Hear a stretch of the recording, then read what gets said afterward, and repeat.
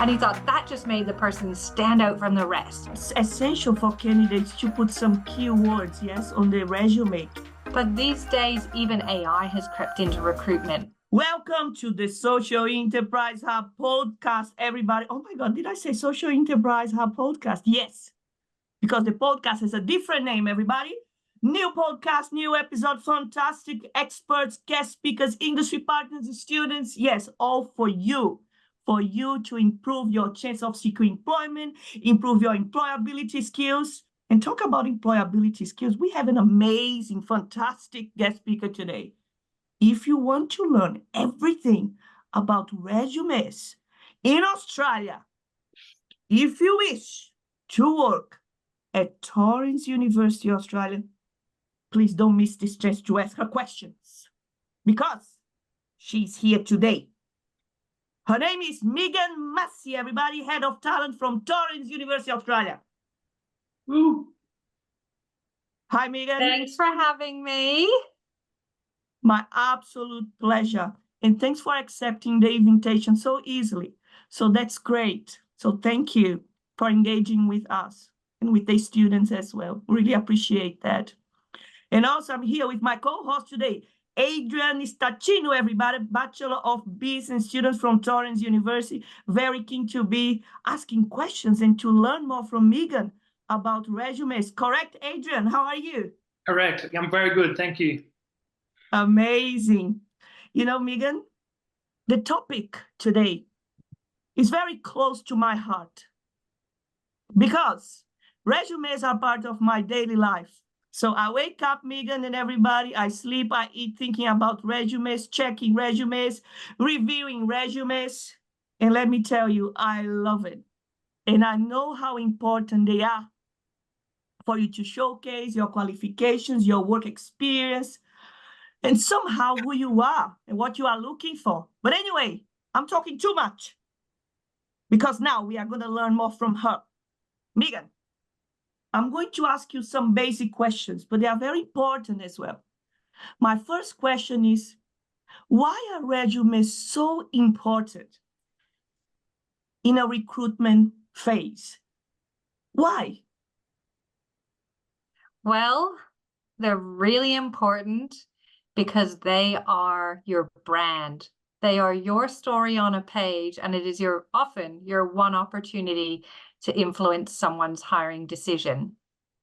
So we receive hundreds and hundreds of resumes, and without your resume and without that experience on a page, very often you wouldn't even get an opportunity to be considered for a job. That's exactly right, Meaghan. Meaghan, when you check resumes or some members of your team, when they are checking the information of the candidates or prospective employees, do you have in mind or do you look for, you consider if the candidates have really checked the job ad, if they are tailoring the information on the resume and even on the cover letter to the job ad? Do you think like, okay, this person has read the job ad, knows exactly what we are looking for. So considering based on that, resume should be more specific to the job ad, or it's okay for them to be a bit generic? Look, I would suggest everyone has both. I suggest in the background, you have a completely generic CV, something with all of your experiences, something with all of your qualifications, something with all of your achievements, every single one of them. Think about that as your library. But when you apply for a role, you need something very specific to that position. And I say that because, Larissa, you said they checking your CV, but these days, even AI has crept into recruitment. And it's not even always a human that's actually checking to see if your CV is most suitable for a role. Sometimes there can actually be an AI doing some automated screening. And your CV needs to be specific and very related to the role to stand out. If you think of it as data, and you think on one hand, you've got data of a job description or a job advertisement, and on the other hand, you've got the data of your CV, They're looking for how many matches are in that data. So the more matches you can provide, the more specific to the role, the better. Yes, Meaghan. So based on what you said, so it's essential for candidates to put some keywords, yes, on the resume, keywords from related to the role that they are applying for. So the AI software can pick up on those and perhaps facilitate the process or help the candidate to go to the next phase. Would you agree with me? Yeah, completely. Absolutely. I would agree with you as well. And one easy way to look for the keywords or even to think about your CV is to think about your online CV on LinkedIn and think about the keywords, the key skills, thinking about that on like an online platform. You can even look at other people's CVs too. So have a look before you apply for a role. You're applying for a role as an accountant. Go onto LinkedIn. Look at what are other accountants saying. Look at the competition. There's a really great open market, and sometimes you can get some good information about what other people are putting forward before you even do so the same. Yes, Meaghan, amazing. So Meaghan, talking again about resumes, of course. Do you agree that the simpler the resume is, the better? Or somehow the recruiters nowadays, they expect the students to show, or the candidates to show creativity, to think outside of the box? Or do you believe that templates for resumes today, they have to be very simple, straightforward, black and white, organized? But in your personal opinion, yes, and based on the trends now, HR trends and recruitment, the simpler the better? It's a little bit of a mix, actually. You've got to be able to easily access the information that is critical for the role. So if a role has essential requirements like a certain number of years experience or a certain qualification, make that information very, very easy to find as a checkbox if you meet the essential criteria. I would actually say that, yes, you sometimes do need to have some creativity, and that is actually just to stand out. So sometimes you could imagine an AI comes in and sorts out, or even a human comes in and sorts out, and you've shortlisted the 10 people. Some people don't have time to do 10 interviews. So what will they do? They'll have a look at which CVs stand out. Who put the most effort into their CV? Who in some creative roles? Who's thinking outside of the box? One of our recruiters, Sebastian, in talent acquisition at Torrens, recently said he came across a CV, and the first thing he saw was a QR code, and he picked up his phone, snapped the QR code, and it was a quick 2-minute video introduction of the candidate. And he thought that just made the person stand out from the rest. And really, when you looked at the experience next to some others, it wasn't the written text that made the person stood out. It was some sort of creative aspect they brought into forcefully bringing them into that job and getting the first impression across, which was creativity and innovation and use of technology that got them into the interview room. Incredible, Meaghan Massie. Meaghan, I'm not sure if I asked you this question to you yesterday in that amazing event at the Wakefield campus. However, I'm going to ask you now, Meaghan.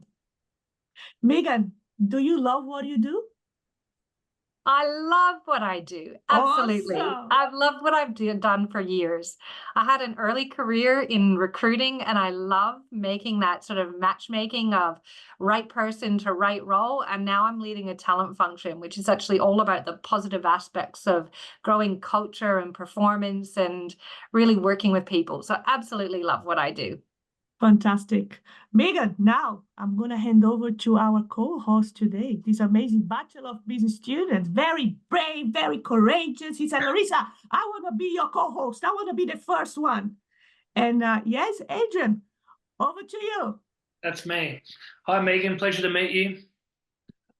First off, I've spent the last 10 years working in hospitality industry as a chef. And whenever I've come up to a job interview, I've always handed a resume being one page. It's simplified and straight to the point. Is that applicable to some jobs where there's not many candidates applying, or would you, because going through pages and pages of a resume seems, outdrawn and, Is that the right thing to do? Just one simple page where they can just go bang, bang, bang, bang, bang. That's the details, or would you like further information depending on the role? Well, I'm going to say it's going to depend on the employer. Yeah. So I'll give you a few examples and also depend on the job. So in a government position, very often they ask you to demonstrate your skills and experience through a written component of your application. And often that will list some of the competencies of the role, and you'll have to, quite like an essay, you would actually have to respond to each of those components, not in a CV, but in a written format. And that could be really lengthy. I mean, some of those government applications can be 10 pages long, right? And really what they want you to do is articulate and spell out from skill by skill, very specific examples that you can demonstrate. Yeah. Length is never actually the requirement, but relevancy is.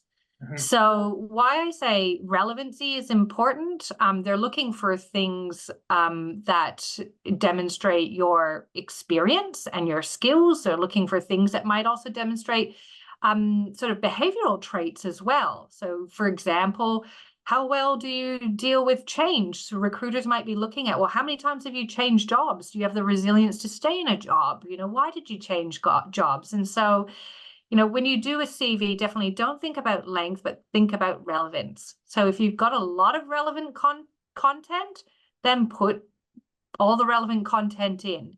But if you don't have much relevant content, so for example, hospitality, you may actually choose to bulk together a few experiences and say between this date and this time, this is the sort of positions I had. And then together put some of your great achievements in hospitality rather than breaking down hospitality role after hospitality role after hospitality role with the same experiences in each one. So just think about how can you create things succinct? What story does your CV tell in terms of your growth, in terms of your personality, in terms of your behavioral traits, and then what is relevant? And it goes all the way back to being very, very clearly understanding what is in the job advertisement and what is in hopefully the job description, which you can always request even if it's not attached to the advert. Yeah, that definitely I understand, because in certain job interviews, I know this is off topic, but you know, as soon as you see jobs where it's such a short period of time, future employees are going to be like, "What happened here?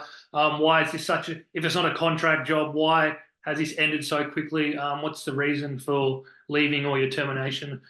So yeah, that completely understand.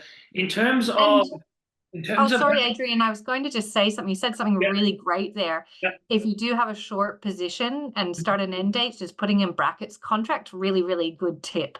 Then no one has to ask any questions. So, but if you have accepted a permanent role and left for a career break again, tell that story. Yeah. You know, career break, I've gone off to have a baby, or career break, I was on travel, you know, overseas on a student exchange. So just be really clear. You can tell a story about things, or you can allow someone to invent the story for you. So I would consider trying to tell the story yourself. Yeah, great. Next question I have. What are some things not to put on your resume? Like what's big standouts, like red flags, no, don't do? Well, the things that I would avoid putting on your CV is really personal information. And I actually say this for two reasons. And I studied psychology at university, and I'm really familiar with the term of unconscious bias. Some really, really good recruiters will even take names off of CVs to avoid any unconscious bias. And you don't know this is bias you have, but some people do have bias towards certain races or genders or things like that. And it's completely unintentional and unconscious. So I would avoid putting any sort of religion, any gender, race information, all of that information, or even personal information. Hobbies are really great to include on there, but only include the hobbies if you can kind of, you know, demonstrate that's kind of relevant to your role. For example, playing sports but leading as a coach in the sports would be a really interesting piece of information. But the fact that I go play pickleball on a Friday night with my mates might not be as interesting or tangible for an employer. And that space on your CV that you can engage with something that is much more meaningful. Yeah, great. In terms of going back to keywords, is there any specific keywords you'd like you should put on? Like, obviously, being a team player rather than showing individual skills, it's obviously better to show that you're able to work with others. You have project management skills, that you work as a team. So is that better to put in, or listing out your qualifications? Because what's the best option there? Again, it's different for each thing, but thinking about a keyword, teamwork, you brought that one up. Mm-hmm. I wouldn't suggest that anyone just lists a bunch of skills. I'm good at teamwork, I can collaborate, I can run projects, I can do this. It's very easy to say that, but it's harder to demonstrate that with a relevant experience. So something that might demonstrate teamwork is talking about something you have done. For example, I worked on an initiative involving 5 different people from 3 different functions. And this project had this specific outcome. I've demonstrated collaboration there, and then project management. And after the project, we did some stakeholder feedback and had this sort of promoter score for the success of the project. So in that sentence or experience, I've somehow brought in the fact that there's team and teamwork going on, and the fact that I've managed a project, and then on the end as well, how I've actually managed that. So they always talk about in CVs, thinking about sharing less about responsibility and more about outcomes. And that's the same with keywords, is you can intertwine those words into the sentences in your CV, but really make sure it's not just about block listing them as I have this skill or I can do this. It's really thinking about how can you demonstrate that in a specific experience that you've had. Yeah, fantastic. Just a final question. If you don't have that experience, say you're fresh out of high school, do you just go on what you've learnt at school, or do you go from what you've done outside of school, volunteering, hobbies? Where do you pull workplace experience from when you don't have it? I think you've listed all the really great things already, Adrian. I don't know why you're asking me that question. Yeah. Really good examples. So experience is not everything in terms of having the relevant job experience. And our team at Torrens as well really prides itself on thinking of cross-transferable skills. Okay, so imagine you're trying to get your first office job and you want to move into business, but you've only ever worked in hospitality, or maybe you've only ever done peer mentoring at school or something like that. Think about the skills and how they would translate elsewhere. So customer service, for example, you've managed to serve people, and these are some of the complaints that you've managed, and how that might help you with internal customer service and how you could relate that to the role. So you kind of have to think about, everyone's got experience in life, in school, in their hobbies as well. And so you've got to try and look into that experience and see how you can map that to the skill or the competency. Again, you bring up teamwork as well. So playing on a team, and perhaps you could bring up some sort of relevant recognition or a quote from a coach. Ask someone, a past teacher, could you please give me some quotes, the type of skills that you've seen in the classroom, and include some of those quotes as evidence on your CV, including that person as a reference as well at the end as well. So you can use others to sell yourself. And I would suggest that you speak to some of those mentors and speak to some of the leaders who have had experience with you in a non-work setting. Even bring the position description to them and say, I really want to apply for this role. Where have you seen me do these sorts of things as well? Because we can be really critical on ourselves, and we always need these advocates around us to point out some of the capabilities that we have that you might not immediately think of.